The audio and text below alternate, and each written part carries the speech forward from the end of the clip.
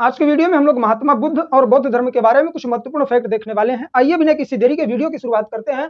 यदि हम गौतम बुद्ध की बात करें तो इनका जन्म 563 ईसा पूर्व में होता है और इनकी मृत्यु 483 ईसा पूर्व में हो जाती है। गौतम बुद्ध को एशिया का प्रकाश स्तंभ भी कहा जाता है। आप लोगों ने इंग्लिश वर्ड सुना होगा, light of Asia, Gautam Buddha के लिए ही बोला जाता है। इनके जन्म का स्थान कौन सा था? तो कपिल वस्तु के लुम्बिनी में इनका जन्म हुआ था।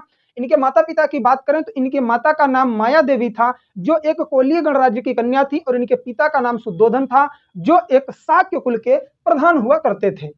इनके जन्म के कुछ ही दिनों बाद इनकी माता माया देवी की मृत्यु हो जाती है। उसके बाद इनका पालन पोषण का पूरा भार चला जाता है इनकी मौसी गौतमी प्रजापति पर। कई बार क्वेश्चन बना है कि महात्मा बुद्ध का पालन पोषण बचपन में किसने किया था? तो वो थी इनकी मौसी गौतमी प्रजापति।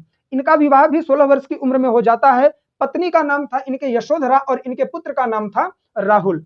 ये एक राजकुल में पैदा हुए थे, लेकिन ज्ञान की प्राप्ति के लिए 29 वर्ष की उम्र में इन्होंने अपने गृह का त्याग कर दिया। घर छोड़ के ज्ञान की प्राप्ति के लिए यह निकल पड़ते हैं।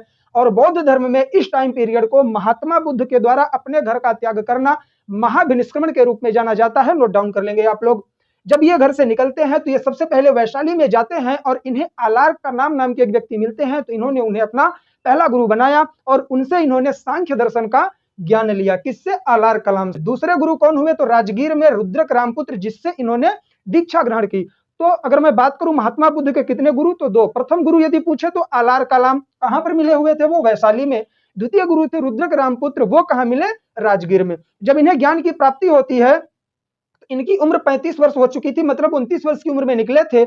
6 वर्षों की तपस्या के बाद 35 वर्ष की उम्र में इन्हें वर्तमान के बिहार में गया जिले में, जिसे आप बोध गया के रूप में जानते हैं, वहां पर निरंजना नदी के किनारे पीपल के पेड़ के नीचे, जिस पेड़ को बोधि वृक्ष कहा जाता था वह पीपल का पेड़ था, उसी पेड़ के नीचे निरंजना नदी के किनारे महात्मा बुद्ध को ज्ञान की प्राप्ति हुई थी। बाद में चलकर शशांक नामक एक शासक आता है, उस बोधि वृक्ष को भी कटवा देता है। फैक्ट है, लिख लीजिएगा। तो 35 वर्ष की उम्र में इन्हें क्या हुआ? ज्ञान की प्राप्ति हो गई। पहला उपदेश इन्होंने सारनाथ में दिया, जिसे बौद्ध धर्म में धर्म चक्र प्रवर्तन के रूप में जाना जाता है। ज्ञान प्राप्ति के बाद ये बुद्ध कहलाए और इनका महापरिनिर्वाण अर्थात मृत्यु कब होती है? तो 483 ईसा पूर्व में। 3 फैक्ट सबसे इंपॉर्टेंट है।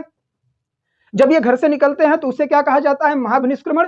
पहला उपदेश जब ये देते हैं धर्म चक्र प्रवर्तन, और जब ये अपने देह का त्याग करते हैं, अपने ही मित्र चुंद लोहार के यहाँ जाते हैं, भोजन ग्रहण करते हैं, उसके बाद इनकी तबीयत बिगड़ती है और इनकी मृत्यु हो जाती है, तो उसे बौद्ध धर्म में महापरिनिर्वाण कहा गया। 3 चीज इंपॉर्टेंट थी। बाकी चीजें जो भी आपको समझ में आए कमेंट करके बताइएगा। मैंने कोशिश की है महात्मा बुद्ध से रिलेटेड सारे फैक्ट देने की। मिलेंगे नेक्स्ट वीडियो में। इसी तरीके का वीडियो प्राप्त करने के लिए आप लोग चैनल को सब्सक्राइब कर सकते हैं।